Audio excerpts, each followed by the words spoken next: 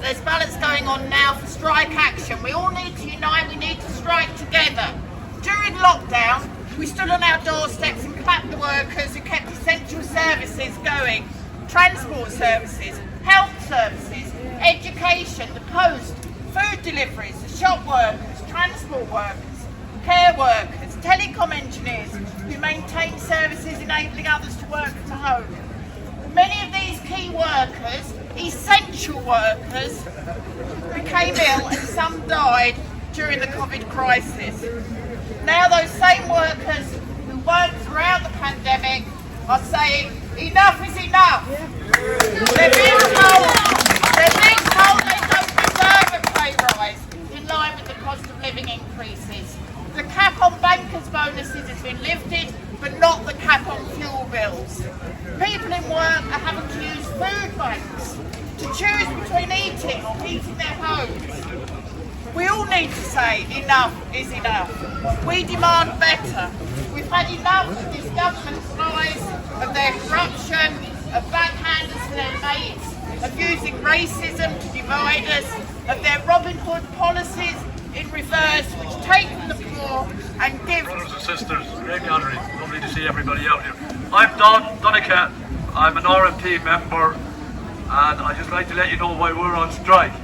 We're on strike on three fronts, and the first one is the protection of jobs. This government has threatened to close every ticket office in the country, and that's only a beginning of cutting the jobs. So we're taking shortcuts, and it's going to be very bad for health and safety. The second reason we're on strike is to protect our terms and conditions. They actually want us to work more for less. And the third reason we are on strike is because we want a pay rise, because we have had a pay freeze for 3 years. The government, as the other speakers have said, we're out clapping us, giving us taps on the back, but that doesn't put food on the plate. So we have to keep fighting, because if we don't fight, we will lose. So you have to fight. I don't know what to say. Called Royal Mail. Royal Mail have got no money at all. Royal Mail are so poor that they made £758 million in profit.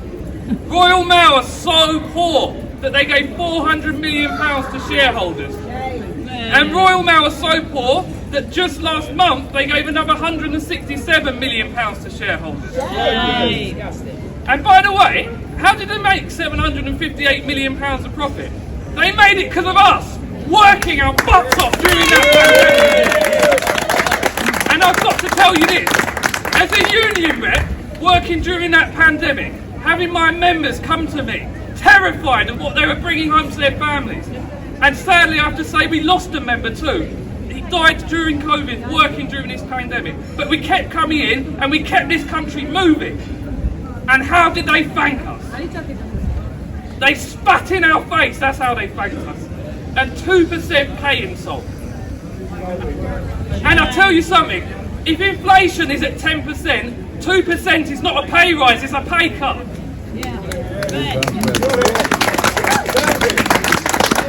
And just to make things worse, just when we thought they couldn't sink any lower, they then come and attack our terms and conditions.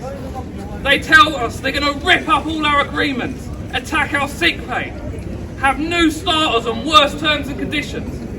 And I ask people, what did we do to deserve this treatment? What did we do to them to deserve them to attack everything we had?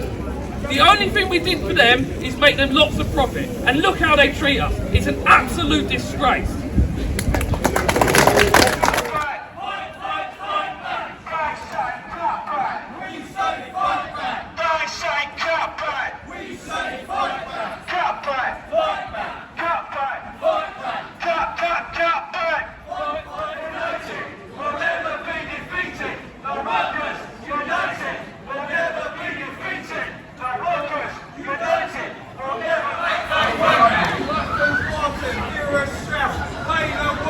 All right.